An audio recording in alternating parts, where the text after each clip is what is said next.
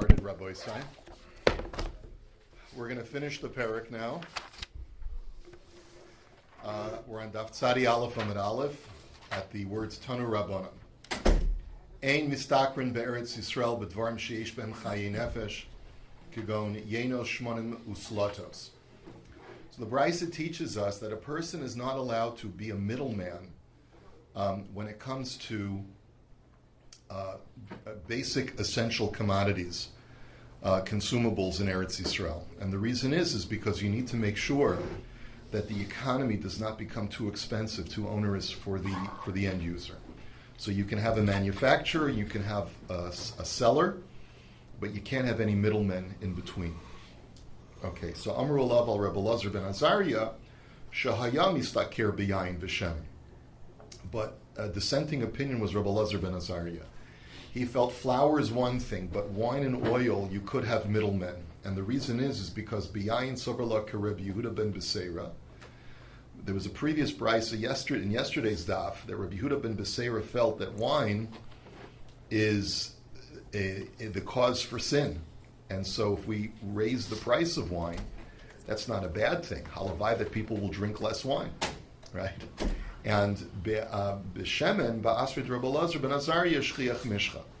And the reason why he felt that you could have a middleman with oil is because oil was plentiful in his time and place, and therefore there's nothing wrong with elevating the price, because if a person feels it's too expensive, he'll be able to find it somewhere else.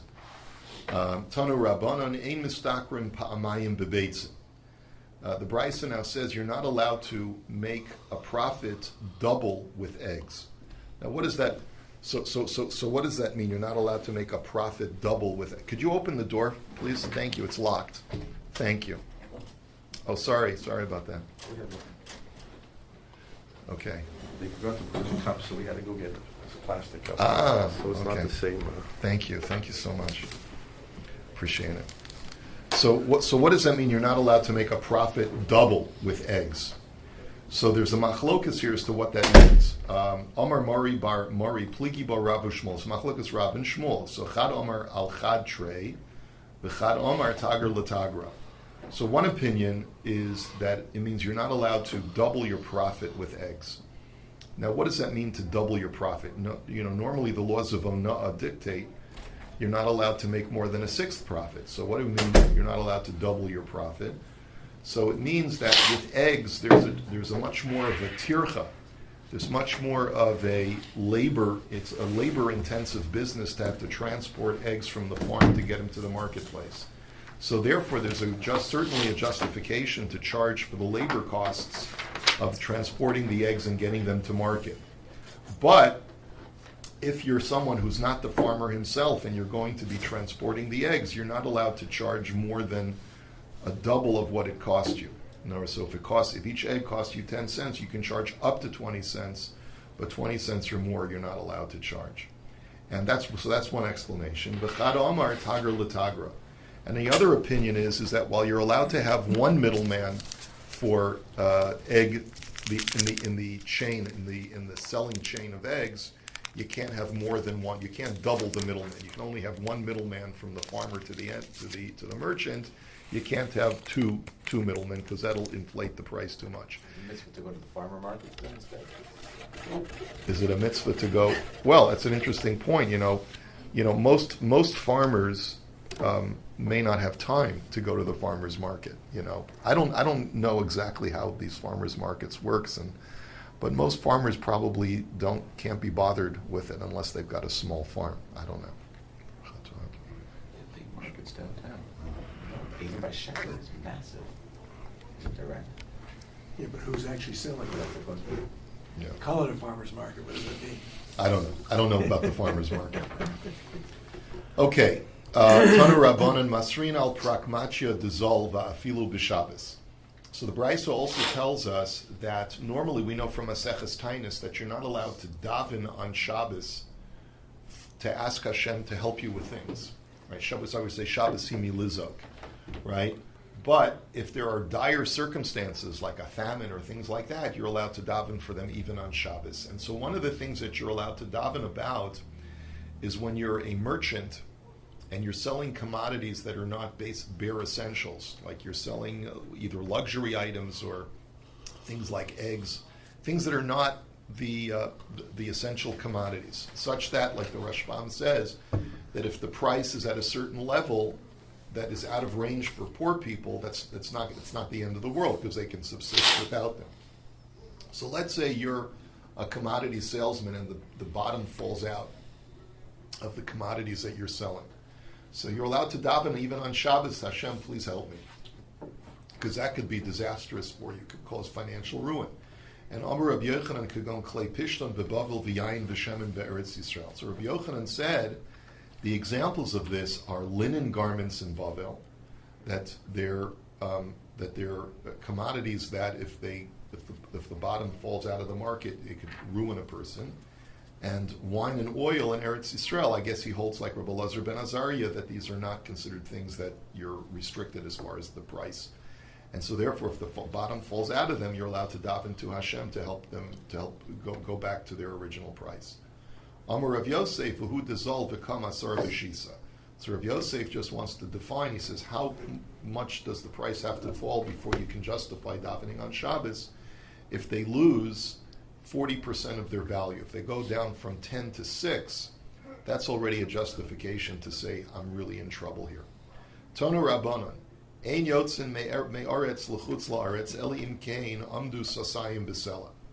So the Brisa says you're not allowed to make yirida, to leave Eretz Yisrael because of dire food circumstances, unless the price of wheat goes up so much that you can only buy 2 sa'as for 1 selah. And that's a really a very, very high price for wheat. So Amar Reb Shimon, Emasai bizman she'eno motzei likach, abol bizman she'motzei likach afilu am desa b'sela lo yetzei. But Reb Shimon qualifies that, and he says that's only if grain is not available. But if grain is readily available, then that could just be a sign of inflation, a depreciation of the currency.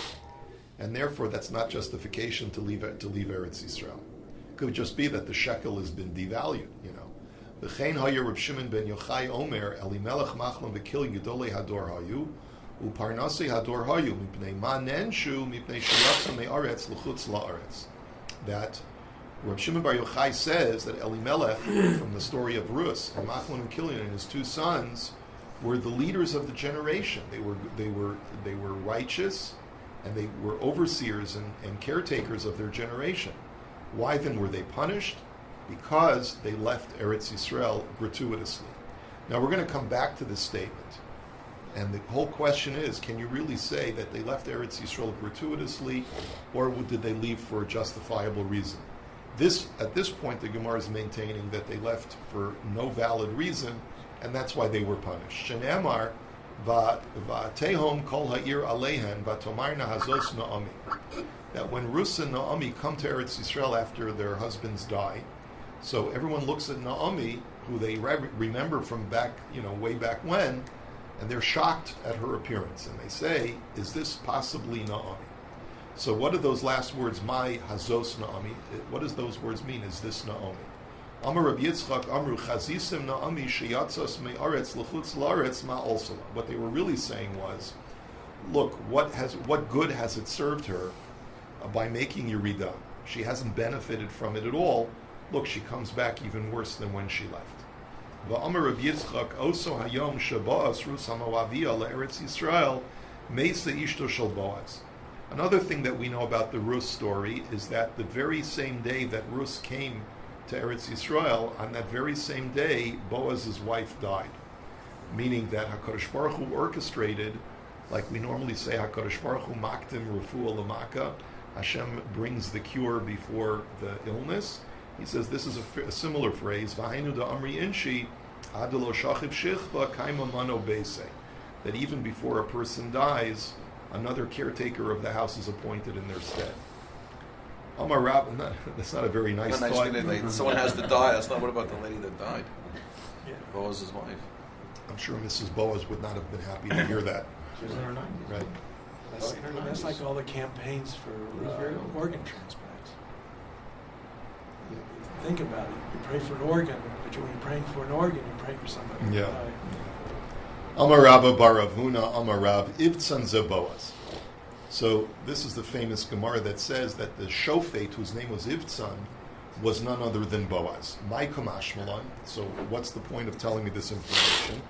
Ki idach de Rabba bar Rav Huna, de Amar Rabba bar Rav Huna, Amar Rav, Meya ve'esra mishtas asa Boaz lebanav.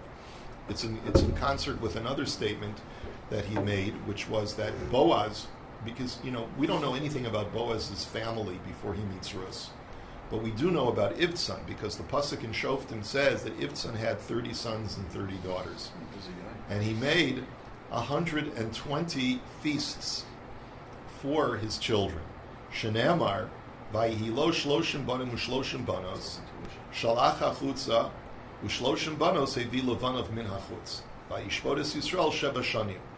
So the pasuk in Shoftim says that he ruled over the people for 7 years, and he had 30 sons, 30 daughters. The 30 daughters he sent out to get married, and the 30 sons he fetched daughters-in-law for them. And he made 120 feasts for them, because for each one of b'chol echas ve'echas asa shtei mishtaos, echad beveis aviv, echad beveis chamiv. He made 2 parties, one at the betrothal, when the child was still in his house, and one, when they went to the shver, or the shviger, he made a party there too. Now normally, you're supposed to split the costs, right? One makes this party, one makes the other party, but I guess he was so wealthy, he was able to cover the costs of both parties. Uvekulam lozimines manoach. Amar kudna akara b'may parali. The Brisa also says that Manoach, Shimshon's father, was alive at this time. And we know from the story of Shimshon that Manoach and his wife had no children. So he said, I'm not going to invite Manoach to any of these parties because a sterile mule, how can he possibly pay me back? In other words, he's not going to be able to reciprocate because he doesn't have any kids. Now, that sounds to be pretty mean when you think about it, but another way of looking at it is that maybe he didn't want Manoach to feel bad every time having to put on his suit, schlep to another party for a child that Manoach doesn't have, right? So, v'kulan mesu b'chayiv, but tragically, every one of his 60 children died in his lifetime. Now, that doesn't mean that he didn't have any grandchildren. It just means that Nebuch, for some calamitous reason, his children all died.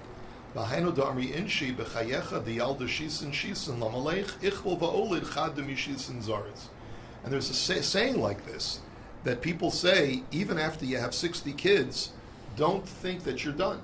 In other words, you never know what could happen.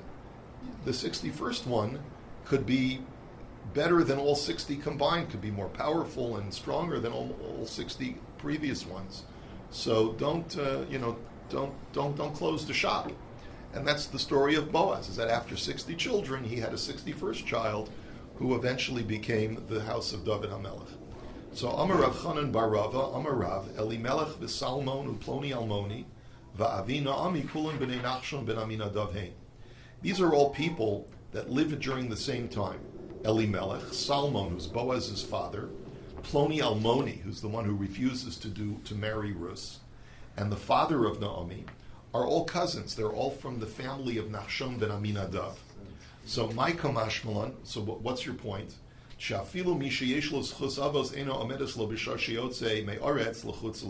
is to teach you that even if a person has great yichus and he comes from righteous people, his departure, his making yeridah, he won't be helped by his yichus if he makes yeridah. In other words, you see that from the story of Elimelech. V'amar Rav Chanan bar Rava Amar Rav Imei de Avram. Now this really is not related to anything else that we're learning, but it's a statement of Rav Chanan bar Rava in the name of Rav. So we're continuing along in their statements. Avram's mother's name. What was her name? My sister-in-law once called me and said, my daughter just got a question on a quiz that she has to find out who was Avram's mother. What was her name? And at the time I didn't remember this Gemara, so I couldn't answer her, but it's mefurish in a Gemara. What was Avram's mother's name? Amtaloi bas Karnabo. Her name was Amtaloi, the daughter of Karnabo. Now the word Karnabo, as we'll see in just a second, means a sheep. Right? What do you think of it? Carnivore, like a meat eater. A carnivore. It's Latin. Yeah. Ime de Haman Amtaloi bas Urvisi. The Haman's mother had the same first name, but she was Amtaloi, the daughter of the raven. The Simonech Tame Tame Tahor Tahor. And the way to remember it is that the Tame animal, the raven is attached to Haman, who was Tameh, and the Tahor animal, the sheep, is attached to Avraham's mother, who was Tahor. Now, there's something much deeper here that we're not getting at, but I'll let you plummet further. Ime de David, Natseves bas Adael Shema, Ime de Shimshon, Tzalalfunit va'achte Nashian. Now, David's mother's name was Natsevet, the daughter of Adael, and Shimshon's mother was Tzalalfunit, and his sister's name was Nashian. So the question, of course, is, my Kamashmalan, what is the point of all of this? Like, what are you learning from all of this? L'tshuvas Hamin. And the Gemara answers, this is a response to the sectarians or the heretics that are critical of the Bible, because there are so many important women that you would think that the Torah would itemize their names and doesn't, and that was one of their criticisms of the Bible. It's not female-centric enough. It sounds almost like a contemporary feminist argument, right? But the answer is that we actually know the names of these women. They were given to us in Torah Shabbat Peh. Why does Rashi say that? What? It mentions like Noach's, it doesn't mention Noach's wife is Nama, or why wouldn't it say like Nechumash? Your question is predicated on a false premise. It's like saying, why didn't Rashi fix my car? No, it's like the question doesn't. It's a non-starter. Rashi's job is not to provide you every single tidbit of information about every person who ever lived. It's not Rashi's function. Rashi has a special function. That's something we have to discuss separately. The question is, why doesn't the Torah list their names? That's the question. The Gemara doesn't really answer that. It just says that we have a Mesorah for it, so that one should not think that they're not important. They are important. But for the purposes of chronicling whatever the Torah desires to chronicle, their names are not mentioned. Why add Haman's name then? Mother's name. How does that? So it seems to me that these women, why are these women important? Based on his premise. Right. Why are these women important? They're important because Avraham must have gotten some kind of was influenced in some way by his mother in order to become the man that he was. So we should know her name to pay her proper homage. As similarly, Haman must have become the man that he was from his mother, so that we should know that he was his mother probably, looked at people in a very negative way, very critical way, and that's why he grew up. So we're all a product of our mother in one way or the other, right? Blame the mother. Right. It's always that's why you go to the psychologist's chair, right? It mentions his wife, doesn't it? What? It tells us the name of his wife, but not his mother. Well, his wife played a prominent role in many stories in the Chumash, but Avram's mother did not. So that's why the Torah doesn't list her name. But nevertheless, she was an important person. Va'amar Rav Chanan bar Rav va'amar Rav Eser shanim nechbash Avram Avinu shalosh bekuta v'sheva bekardo Rabdimi min aharda masni ibcha. That Avram was imprisoned for 10 years in his life. We never think about that. He was a jailbird for 10 years. And why was he imprisoned? Either because he refused to bow to Nimrod, or because he broke his father's statutes. There's different midrashim that even Terach, his own father, had him thrown in jail. Right? So he was in prison for 10 years, and he was either 3 years in Kuta and 7 years in Kardo, and some reverse it, that is vice versa. But Amar Rav Chisda, Ibra Ze'ira de Kuta Ze'u Ur Kasdim. If you want to know where Ur Kasdim is today, it's this place called, where Avram comes from, it's called Ibra Ze'ira de Kuta, which was a known place in Bavel. Va'amar Rav Chanan bar Rav, Va'amar Rav, Osa hayom shenifter Avram Avinu min ha'olam, Amdu kol gedoli umos ha'olam b'shura, va'amru, Oy lo la'olam sha'avad manhigo. That when Avraham died, all of the great leaders of that generation gathered in a line and pronounced, woe to the generation that has lost, or woe to the world that has lost its leader. Bo'oila lasfina sha'abat kabarnita, and woe to the ship that has lost its captain. By the way, you'll sometimes find this line in a hesped, or in those pashkavilas, that they hang up. They'll sometimes say, Oy lo lasfina sha'avat kabarnita, woe to the ship that has lost its captain, when a great gadol passes away. My captain. Well, captain, my captain, right. Now we go on to another Agadata based on the following pasuk, that Hashem creates elevation for every head. What does that pasuk mean? Amar Rav Chanan bar Rava Amar Rav afilu reish gargusa mishamaya mukmilei. That means that any person who's put in a position of leadership, it can be the lowest position of leadership. He could be in charge of, like, the ditch diggers, the guy who's the foreman of the ditch diggers, who tells which guy. Hard Cardi. Right, yeah, right. Oh, very good. Whichever one is in charge of what your shift is, it could be the most menial thing, but it's decreed from heaven that you should be the guy in charge, right? So you should, in other words, no one should take that lightly, right? Even if you're Art Carney and you're in charge of the ditch diggers, that's like a chashivas from Hashem, that you're being rewarded from Hashem, right? Amar Reb Chia bar Abin, Amar Rabbi Yeshua ben Korcha, Chas v'shalom shafilu matzu usu ben lo yatsu. So now we're going back to that statement. I told you to keep your eyes on that one, that we said before that Elimelech, Machlon, and Kilyon left Eretz Yisrael for no valid reason. So this is where we're arguing with that. Reb Chia bar Abin says, God forbid that they were righteous, and if they had no justification to leave, they never would have left. Even if they had found just bran to eat, the discard of wheat, they wouldn't have left. So why taka did they? So they taka left because there was nothing to eat. So they were perfectly justified in leaving Eretz Yisrael. So then why were they punished?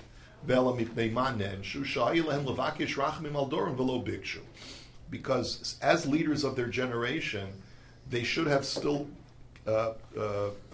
davened to Hashem, Hashem, please watch over our brethren.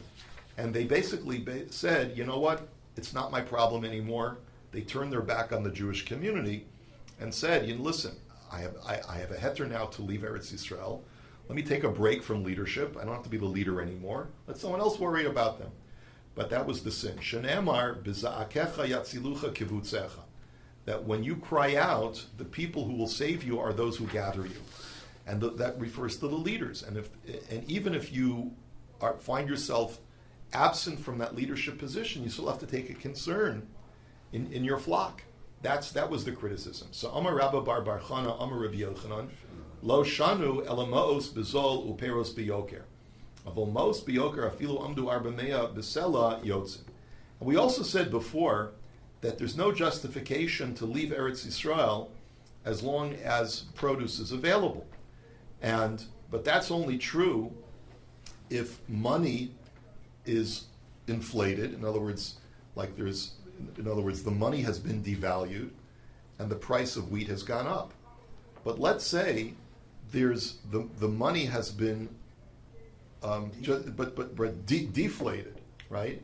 So that people don't have any money.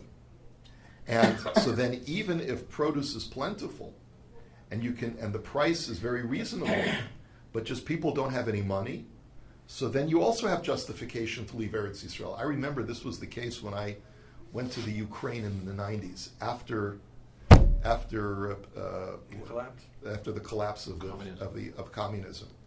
So Ukraine was known as the breadbasket of the former Soviet Union. So you went to the streets and there was plenty of food in the marketplaces, but people were still starving because no one had any money. So, in other words, under communism, they say it was just the opposite. That under communism, there was no food, but people had plenty of money. But with the collapse... They burned currency. They said it was cheaper to use it for fuel than it was to use it for... But with the collapse of communism, there was plentiful produce, but no one had any money because there were no jobs, there was no economy. So that's what the Gemara is talking about over here. The Amar Rav Yochanan nehirna kadhavu kayom in arbasoin besela v'havu nefishi nefichi kafan b'teveria middles iser. Rabbi Yochanan says, I remember that you could buy 4 sa'as with only 1 selah, which is a very reasonable price for wheat. But there were some people whose bellies were distended from famine in Tiberia because no one had a coin with which to buy the wheat. V'amar Rabbi Yochanan nehirna kadlo havu misgorin po'alaya lemitnach karta merech pita maisen. And I also remember, said Rabbi Yochanan, that there was plenty of bread available, but the workers would refuse to work in the eastern part of the city because the wind would blow from the west over the bakeries, and the fragrance of fresh bread Angels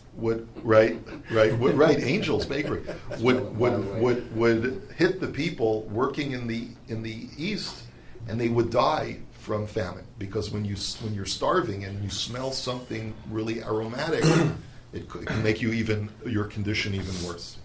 Rabbi Yochanan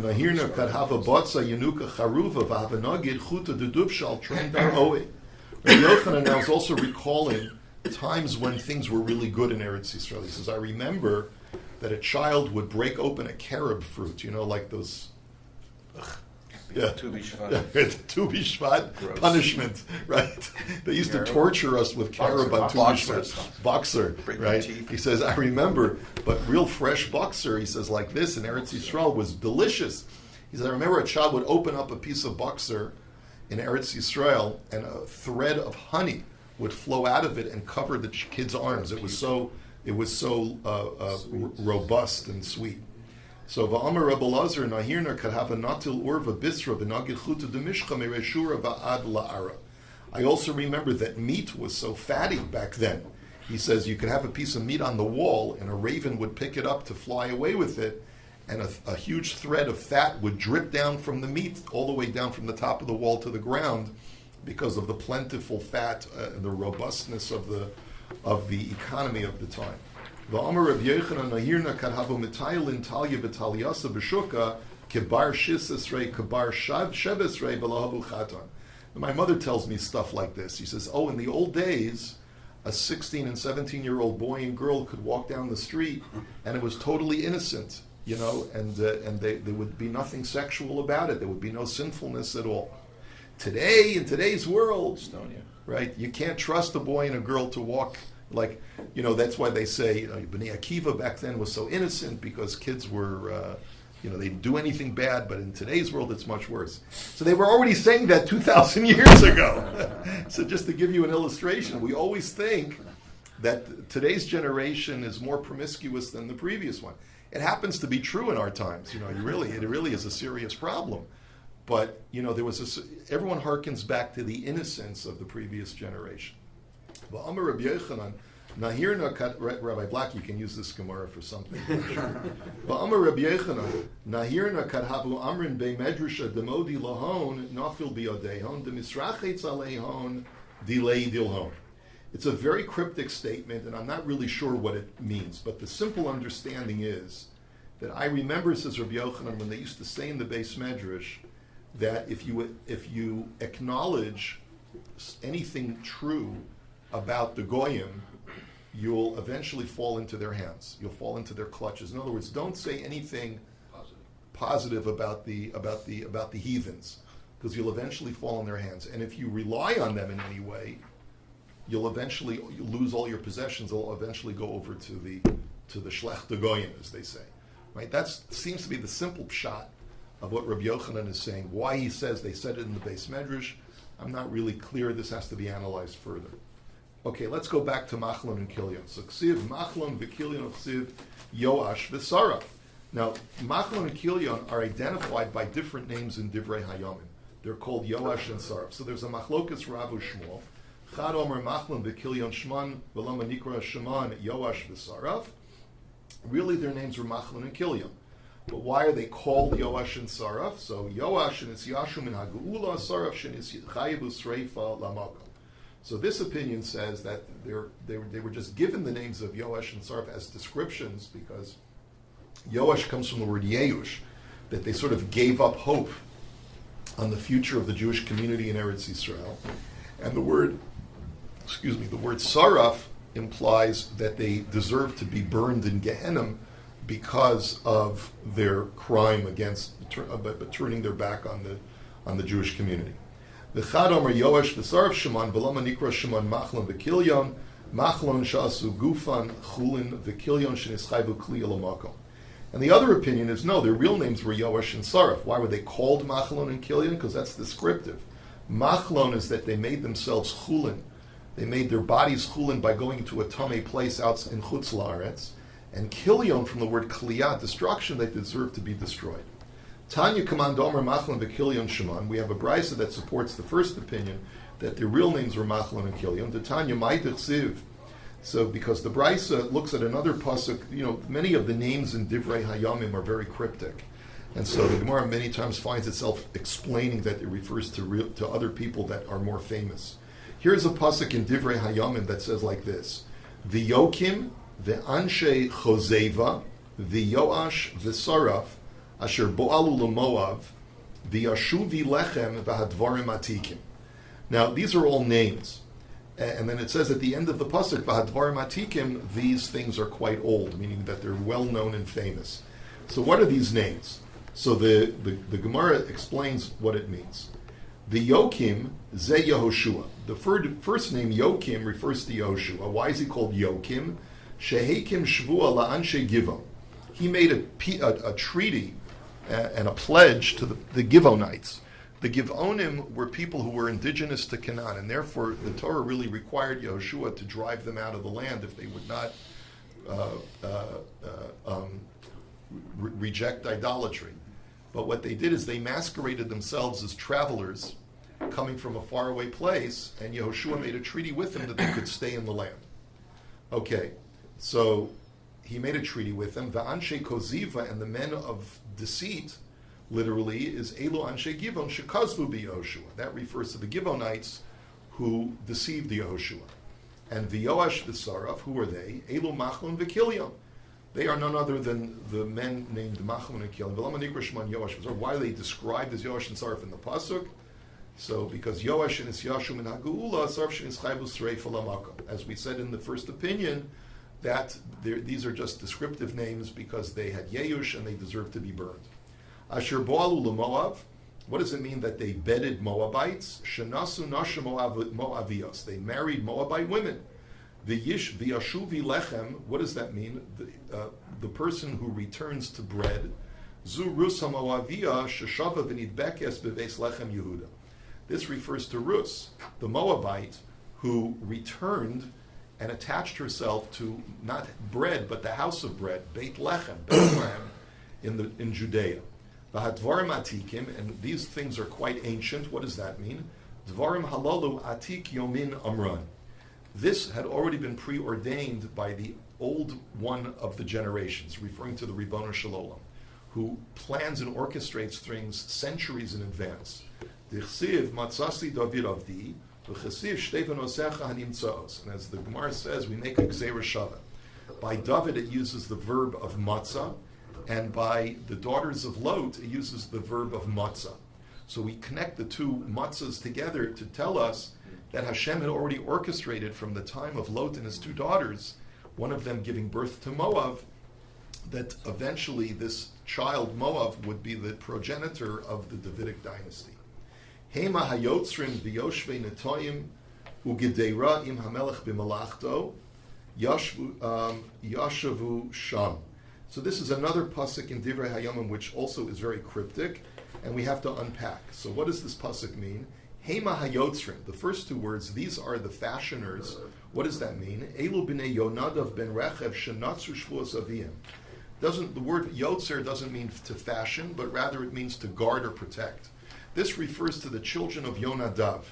In the 35th chapter of the book of Yirmiyah, it states that Yirmiyah encountered these people who lived in Eretz Yisrael, the children of Yonadav, who were their father had made them accept a practice upon the entire family that they would not drink wine and that they would not live in permanent homes but rather live in tents. Almost sounds like Bedouins. But they did this as a sort of ascetic practice so that they would, for the purpose of piety. And the pasuk praises them for having upheld their father's pledge and that they never violated their father's pledge. So they're considered to be sort of like faithful children. And Yoshvei Netayim ze Shlomo shedoma l'netiya b'malchutza. And what does the next phrase mean? Those who dwell as plants. This refers to Shlomo, who was like a plant in his monarchy, which means something that really takes roots and is reliable. That's what it sounds like is what is describing Shlomo. Ugedeira zu Sanhedrin shegadu partzu sehen shel Yisrael. The word Gedeira refers to the Sanhedrin. Their job was to be goder, which was to rebuild all the breaches within Klal Yisrael. And im hamelech b'malachto, together with the king in his work, Yashvu Sham, they dwelled there. Who does this refer to? Zurusa Moaviyah, Sheroasa b'malchus Shlomo ben Beno shel ben Bina. This refers to Rus, who had this great zechus to live so long as to see her great-great-grandson, Shlomo, or is it great-great-great-grandson? Or no, I think it's just great-great-grandson. I think David is her great-grandson, and Shlomo is her great-great-grandson. And Shenamar Vayosem Kisei La'im HaMelech, as it says at the beginning of Melachim, that he placed a seat or a throne for the mother of the king. I think normally we understand that as for Bathsheba, but the deeper explanation is V'amar Rabbi Elazar Li'ima Shel Malchus. Not just the mother of Shlomo, but the mother of all monarchy, which is referring to Rus. She's the matriarch of the Davidic line. Tana Rabbanan. Now let's take a look at another part of the Torah here is talking about the blessing that Hashem gives us, that during the Shemitah cycle, we will have plenty of produce, that when we plant in the 8th year, we'll still be eating the old grain from the 6th year. In other words, Hashem says, don't worry, there'll be plenty of old grain before you're ready to harvest the new grain, the Chadash. Yashan. So what does that pasuk mean? Yashan means below salmanton, without salmanton. It almost sounds like salmonella. Yeah. But I'm sure that's not what it means. But let's see what the Gemara says. My below salmanton, Rav Nachman Omar below ritzinta. So Rav Nachman says the grain will not become wormy and consumed by worms. And Rav Sheshas Omar below shadifa. He says it means it won't be blasted or blighted, meaning that it won't be afflicted by some kind of, the way the Rashbam understands it, mischamemes hatvua ve'en yechola lihityashen.